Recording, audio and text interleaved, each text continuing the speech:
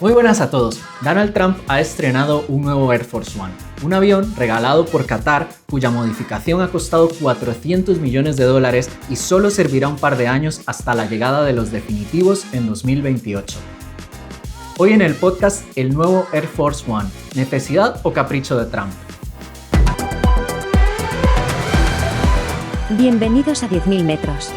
Historias, noticias y decisiones que cambian el rumbo de la aviación. Con una mirada crítica y curiosa. Presentado desde Madrid por Lucas, Gerardo y David. Despegamos. Lucas. Hay una idea con la que creo que merece la pena empezar, y es que el Air Force One no es un avión, es un símbolo político con alas. Porque técnicamente el Air Force One es el indicativo que usa cualquier avión de la Fuerza Aérea estadounidense cuando el presidente va a bordo. Pero en la cultura popular, pues todos pensamos en lo mismo, que es el Boeing 747 azul y blanco, con la bandera, el sello presidencial y el enorme Estados Unidos de América en el fuselaje, ¿no? Y eso ya nos dice mucho, porque Air Force One no es solo transporte, y esto es algo que quiero yo reflejar en el día de hoy, y es que significa poder, seguridad, imagen y continuidad del Estado, en este caso del Estado americano. Cuando ese avión aterriza en otro país, no llega simplemente un jefe de Estado, llega una representación visual de Estados Unidos. Pues bien, la historia del Air Force One se remonta a la Segunda Guerra Mundial. Concretamente fue Franklin D. Roosevelt el primer presidente de Estados Unidos en volar estando en el cargo. Y es que en 1943 viajó a la Conferencia de Casablanca, en Marruecos, a bordo del Boeing 314 Clipper, el Dixie Clipper. La FAA y los archivos nacionales, para quien quiera más información, pues recogen ese vuelo como el inicio de la era aérea presidencial. Y el contexto es muy importante, porque no era un viaje cómodo de relaciones públicas, era plena Segunda Guerra Mundial. Entonces el Atlántico, pues lógicamente, era bastante peligroso. Y el presidente necesitaba desplazarse por motivos bélicos. Y ahí nace una idea clave, que es que el presidente de los Estados Unidos tiene que poder moverse incluso cuando el mundo está en crisis. Después de la guerra, Estados Unidos deja de ser una potencia más y se convierte en la gran superpotencia occidental. Y eso cambia la forma de viajar del presidente de Estados Unidos. Ya no basta con trenes, barcos o desplazamientos lentos. El presidente tiene que aparecer en cumbres, funerales de Estado, negociaciones y crisis internacionales. Tiene que estar presente. Y para estar presente en el nuevo mundo, pues lógicamente necesita un avión. Durante los años siguientes se usaron distintos aviones presidenciales, pero el gran salto llega en los años 60, con Kennedy y el Boeing 707 conocido como SAM 26000. Ese avión es fundamental porque marca el inicio de la imagen moderna del Air Force One, el diseño azul claro y blanco, elegante, reconocible y muy institucional, que ha llegado prácticamente a día de hoy, que queda asociado pues bueno, al sello presidencial estadounidense. Y además, ese avión fue testigo de uno de los momentos más duros de la historia de Estados Unidos. Y es que Kennedy viajó en el SAM 26000 a Dallas en noviembre de 1963. Tras su asesinato, Lyndon B. Johnson juró el cargo a bordo de ese mismo avión. Y el avión llevó de vuelta a Washington el propio cuerpo de Kennedy. Yo creo que ese es el primer momento en la historia en que se constata de una manera clarísima que es una Casa Blanca volante. Exacto. Después, ¿qué pasa? Que llegan otros sucesos históricos, como es el caso de la Guerra Fría, ¿no? Y el avión presidencial adquiere una dimensión nueva. Ya no se trata solo de llevar al presidente de un punto a otro, se trata de que pueda comunicarse, tomar decisiones y mantenerse protegido en un contexto de amenaza nuclear, como era el caso de la Guerra Fría. La idea de la Casa Blanca volante no es solo una frase llamativa, es una necesidad estratégica del contexto coyuntural de esa época. Y entonces llegamos al gran icono, que es el Boeing 747. Los actuales VC-25A, basados en el Boeing 747-200B, entraron en servicio en 1990. Son los aviones con números de cola 28000 y 29000. La Fuerza Aérea Americana confirma que el primero pues, voló como Air Force One en septiembre del 1990 con George Bush padre de presidente. y el cambio visual lógicamente es enorme, ¿no? Porque pasamos de un 707 elegante a un jumbo de 2 pisos, un avión gigantesco, es que es una especie de embajada voladora de los Estados Unidos. Y además llega en un momento muy simbólico a nivel de guerra, historia de guerra, ¿no? Y es que el final de la Guerra Fría y el inicio de la etapa de Estados Unidos como única superpotencia global en esa década de los 90, porque la URSS cae. Entonces realmente en esa década era la única superpotencia que existía. Por eso el 747 de Air Force One encaja también con los años 90, porque es grande, reconocible e imponente. Es la imagen de un país que quiere proyectar estabilidad, liderazgo y capacidad de llegar a cualquier parte del mundo. Pero bueno, también el 747 presidencial en la historia de este avión queda marcado por el 11S, ¿no? Y es que el 11 de septiembre de 2001, pues George W. Bush, el hijo, estaba en Florida cuando se producen los ataques. El Air Force One despega y durante horas se convierte en un centro de mando en movimiento. Ese día el avión deja de ser un símbolo de prestigio, se convierte en un refugio, en una herramienta de seguridad nacional. Y esa es la doble cara del Air Force One, que por fuera vemos una imagen casi cinematográfica, que muy de cultura popular que hemos visto en películas, como el avión más famoso del mundo, el 747 azul y blanco, pero a la vez es el poder americano aterrizando en cualquier capital e intentando resolver cualquier suceso geopolítico. De hecho, en el 11S es interesante que el servicio secreto consideraba que el avión más seguro del mundo en ese momento para Bush hijo era el Air Force One.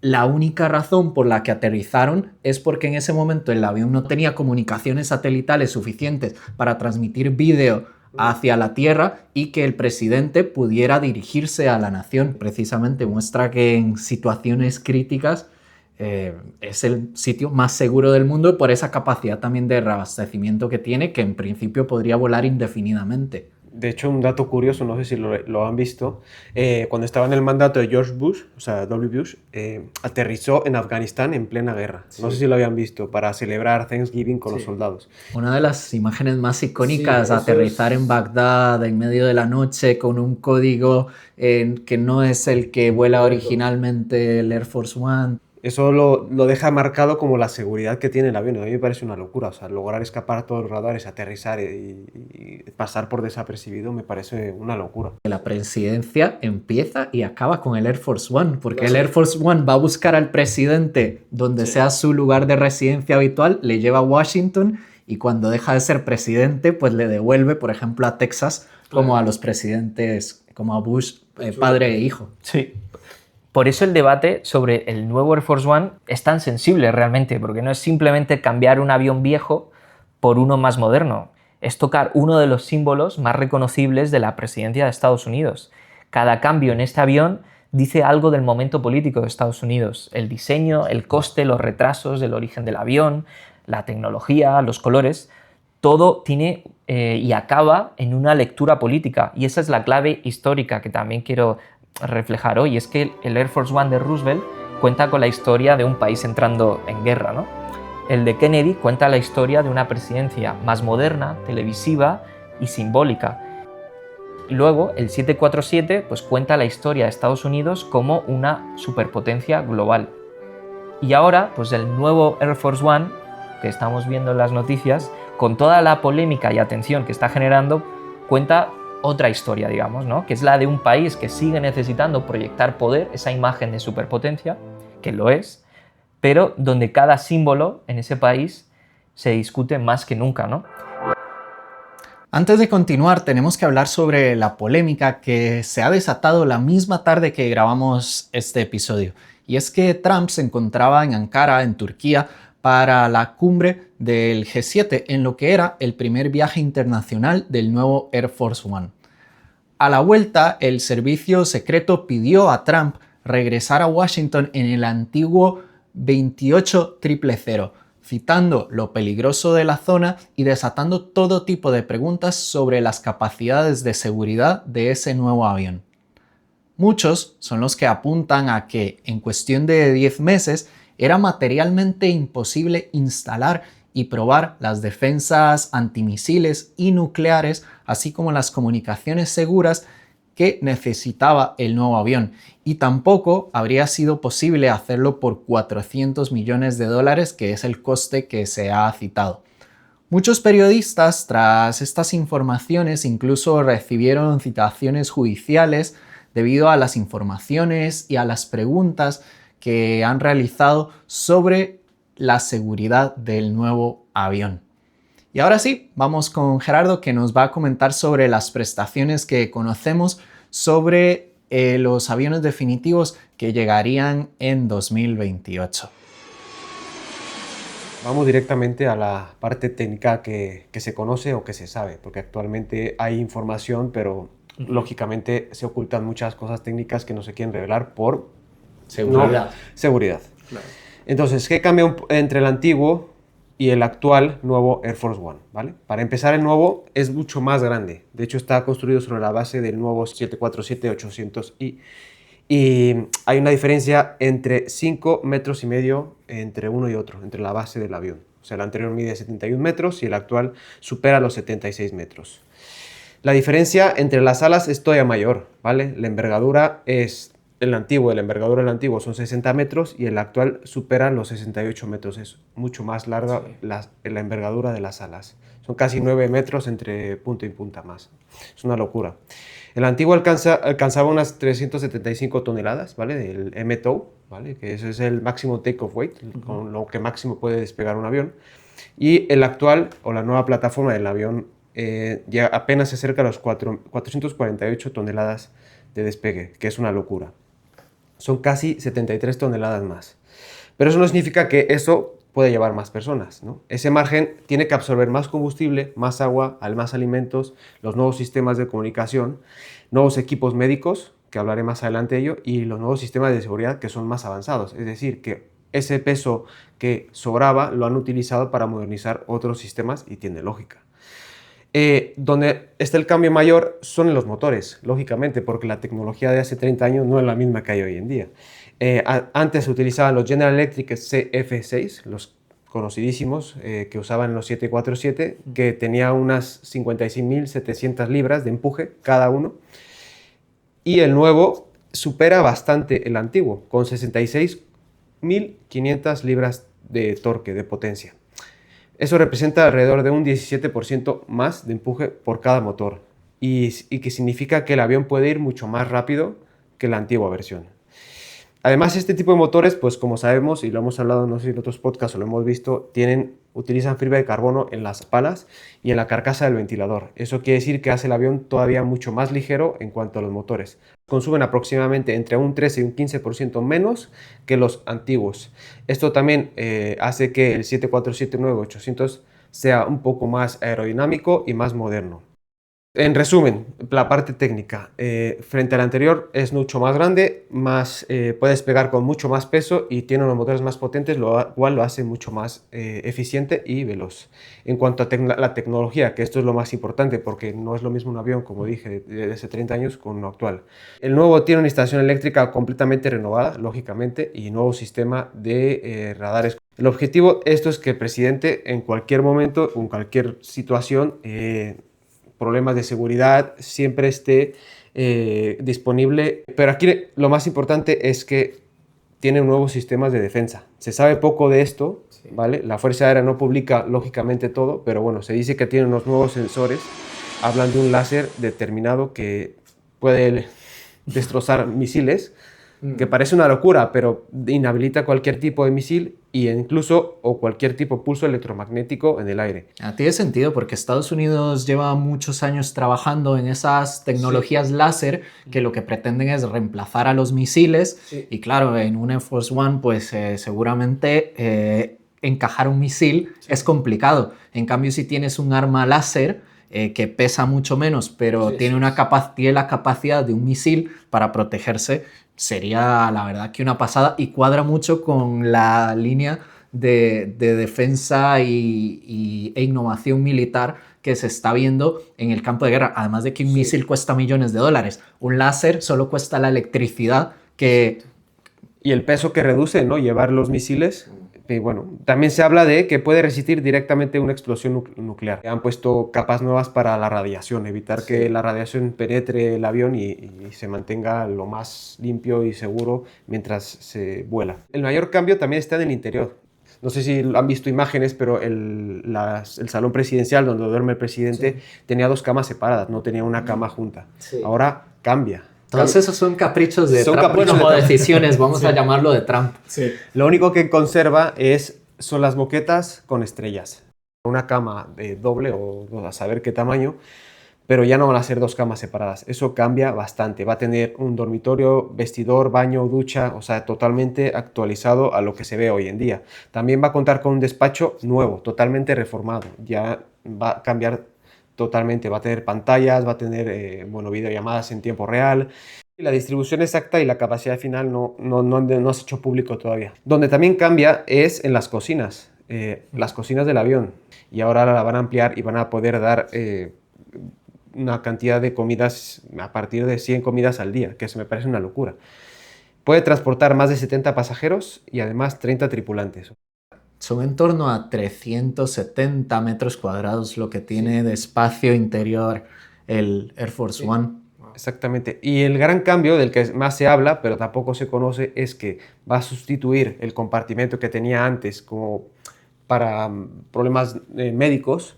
Ahora va a ser, se dice, no se sabe todavía, no está corroborado, pero se va a decir que va a tener una mini sala de operaciones incluso. Se va a poder operar en tiempo real a cualquier tipo de emergencia médica, que esto me parece una locura. Wow. Y creo que ningún avión que yo conozca tiene esas capacidades de poder... No, era una queja de los médicos anteriores, de los presidentes, que el despacho médico que había a bordo realmente no era capaz de encargarse de una variedad de situaciones de urgencia.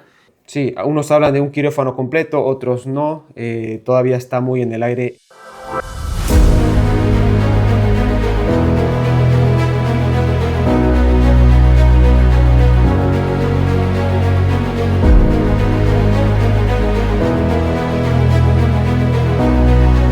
Este avión lleva apenas 2 semanas volando o así. Fue el 1 de julio de este mismo 2026 que ese nuevo Air Force One comenzó a volar. De nuevo, aquí le llamamos Air Force One, pero realmente solo es Air Force One cuando el presidente está a bordo. Pero bueno, para que todos nos entendamos, así es como nos referimos a este avión de la Fuerza Aérea. Y es que comenzó a volar precisamente con un viaje de Trump en el que le acompañó toda su familia. Se fue a la inauguración de una nueva biblioteca presidencial en Carolina del Norte. Y como decía antes, es un avión que más que definitivo es un puente, es simplemente una solución provisional que va a acompañar a Trump durante, pues realmente seguramente lo que le queda de mandato, porque se estima que será un par de años hasta que lleguen los modelos definitivos que se le han pedido a Boeing. Serán esos aviones 2 nuevos Air Force One, porque recordemos que estos aviones vuelan siempre en pareja por motivos de seguridad y de redundancia. O sea, siempre va uno detrás del otro. No siempre se queda incluso en el mismo aeropuerto, sino a lo mejor uno cercano, de nuevo por la propia seguridad, pero siempre uno va detrás del otro. El estreno, desde luego, como todo lo que hace Trump, fue tanto llamativo como polémico. Este avión, que se adaptó a las necesidades de la presidencia por unos 400 millones de dólares, que lleva por nombre UC-25B Bridge, de la palabra puente en inglés. Esos 400 millones se suman a los costes que ya lleva acumulados el programa original de esos nuevos 747, los VC-25B, que será como se llamarán los nuevos aviones. Los actuales son los A, como bien has dicho tú. Y ese programa ya supera los 4.000 millones de dólares. En otras palabras, estamos hablando de un gasto adicional enorme para un avión que no va a ser definitivo. Y entonces la crítica más repetida es si era realmente necesario, como bien has planteado tú. Esos actuales Air Force One Decías que entraron en servicio con Bush padre en 1990, quiere decir que son aviones que se están aproximando a 40 años de vida. Sí. Y es verdad que necesitan un reemplazo. De hecho, hace apenas unos meses, no sé si lo recordáis, sí, uno de ellos tuvo que darse media vuelta en medio del Atlántico, sí, cuando Trump estaba viajando dirección a Davos, al foro de Davos, sí, en Suiza, y tuvo que regresar a Andrews Air Force Base, que es la casa de los Air Force One, y es por un problema eléctrico. No sabemos mucho más, por supuesto, por temas de seguridad, pero sabemos que fue un problema eléctrico, y ese episodio simplemente reforzó la idea de que estos aviones necesitan un cambio cuanto antes. Sí. Eso sí, Trump, desde su primer mandato, que empezó en el año 2017, ha tenido una fijación especial con la renovación de este avión. Recordemos que a Trump le encantan los aviones, tiene su propio 757 con su nombre en grande y demás, siempre le han gustado. Sí. Y entonces, durante esa primera etapa como presidente, hizo muchos esfuerzos para acelerar el programa. Incluso dijo que le había ahorrado a los contribuyentes estadounidenses más de $1.000 millones Clásico. Porque renegoció con Boeing un precio fijo por ese programa de los VC-25B de $3.900 millones. Sin embargo, todos esos esfuerzos pues, no han valido mucho porque 10 años después, básicamente, esos aviones siguen sin llegar. Pero aquí está el dilema, porque claro, hablamos de que siguen en construcción y no estarán listos antes de 2028, si todo sale bien. Y mientras tanto, este avión provisional, que ha sido un regalo del gobierno de Qatar, se convierte en el símbolo de ese paso, esa transición entre los antiguos y los nuevos. Entonces, ¿se podía esperar un poco más? ¿Hablamos de estos 2 años? ¿O es un capricho a lo mejor de nuestro querido Trump? Pues vamos a aportar aquí algunos elementos y que cada uno tome su propia decisión. Y es que, por ejemplo, la nueva librea, sí, esa azul marino con unas franjas rojas y doradas, por supuesto el color favorito del presidente Trump, refleja un gusto personal que se aleja precisamente de ese diseño original, de ese celeste y blanco que durante décadas ha sido parte de la identidad y ha transformado al Air Force One en un icono de Estados Unidos. De hecho, Biden, que recordemos fue presidente Trump, luego llegó Biden y ahora está de nuevo Trump. Biden dio marcha atrás con esa nueva pintura que quería Trump y apostaba por mantener ese icónico baby blue, que Trump dice que no es un color que muestre fortaleza y que por eso lo quiere cambiar. Pues en la presentación del avión, Trump no dijo que era el más seguro, no dijo que era el más moderno, dijo que era el avión más lujoso del mundo, anunciando que iba a encabezar el desfile aéreo del pasado 4 de julio. De hecho, es que fue espectacular. No hizo muy buen día, pero ese nuevo Air Force One sobrevoló Washington acompañado de 4 cazas F-22 Raptor. Fue muy, muy chulo.